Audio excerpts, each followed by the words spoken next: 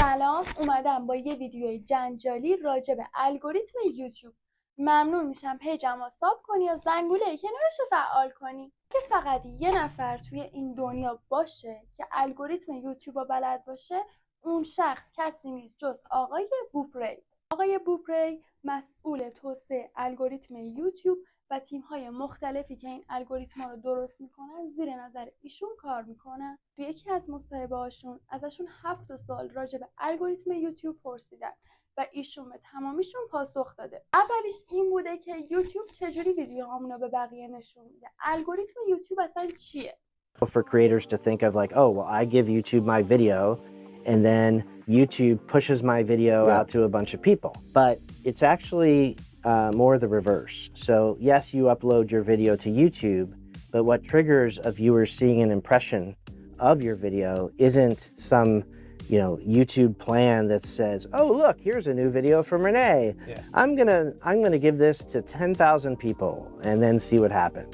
Instead, what happens is we don't calculate recommendations until a viewer actually appears on YouTube. So they open up the app or they open up the YouTube homepage. It's at that moment that the recommendation engine is engaged, and the challenge that the recommendation engine is given this viewer who's coming to YouTube from this type of device at this time of day with this history of videos they've watched before, what are the best videos that we could show them right now? And so we are very centered on that viewer. دومیش این بوده که اگه چند تا ویدیو پشت سر هم آپلود کنیم چه اتفاقی میافته؟ خوبه یا بده؟ If your last video wasn't so great and your next video is great, we want to realize the potential of each video.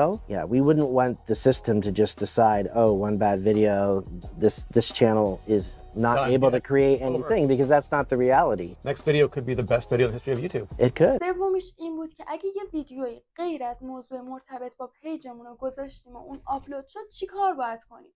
پاکش کنیم یا بذاریم بمونه؟ It's important to understand that for the most part, the algorithm for discovery is focused more on individual videos than like trying to come up with some comprehensive average performance of a channel. Similar to how you don't want your videos to be shown to the wrong viewers such that they won't engage and it'll hurt your performance. We don't want to be showing the wrong videos to the wrong viewers either. I don't need to go through and delete all those videos. No, I wouldn't recommend deleting those videos because there will be a subset of that audience who will be interested in your other content. Yeah, generally I wouldn't advise deleting videos because I think you're just removing opportunities at that point.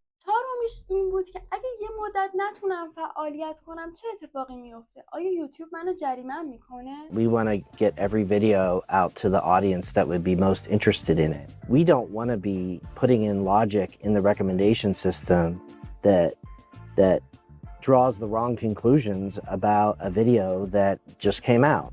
And so we want to be led by the audience. And so we aim to not overemphasize historical data, and so that's why we tend to lean more on the per video, performance and feedback, than try to like come up with these like penalty boxes for channels. We don't want there to be a player in the penalty box when they could have been scoring goals, right? And so we really try not to add those sorts of rules and enable videos to freely find their audience. سوال پنجم این بوده که حتما باید فرمت هم تنوع داشته باشه. Creators who might say, hey, I've been doing this same content for a couple years now and it's not performing as well anymore. And sometimes I'll look into, work with them and encourage them to look at their audience tab and see, well, what are some other channels your audience is watching?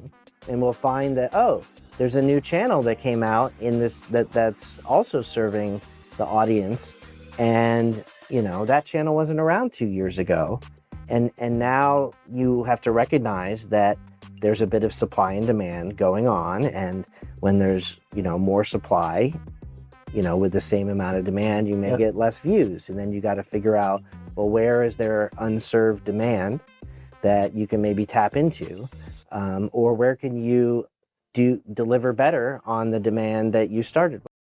ششم این بوده که چرا یه چنلی که موضوعش مشابه موضوع منه بازدیدش 10 برابر بیشتر منه. One of the things that I'll look at and encourage creators to look at on their videos is how did the viewers who saw impressions of the video in the subscriptions feed react?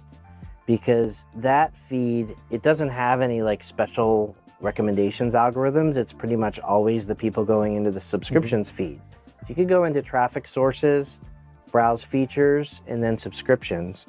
And most of the time when I do that, I find that videos that underperform also underperform when they're shown to subscribers in that feed, which suggests to me that it's some issue with the content or the way the content was packaged. هفتمین مورد این بوده که درسته که یوتیوب ویدیوهای قدیمی دیگه پیشنهاد نمیکنه. Try to say to creators to reassure them is like, how many times have you seen where a video started out as maybe a 9 out of 10, 9 out of your last 10, but then, you know, a few weeks later it ended up being a 5 out of 10 or a 4 out of 10. So one of the great things about YouTube is we don't limit recommendations to just videos that have been uploaded this week, for example. And so over time, there's always going to be more opportunities for your video to get, you know, connected again if there's like renewed interest or just kind of a different trend flows through the ecosystem. Realize that the ultimate success of that video isn't always determined in the first 24 hours. و در آخر ممنون که تا اینجا همراه هم بودی. امیدوارم این ویدیو خیلی به دردت بخوره، بتونی از چنلت به درآمد عالی برسی و اینکه نظرتو بهم راجع به این ویدیو بگو.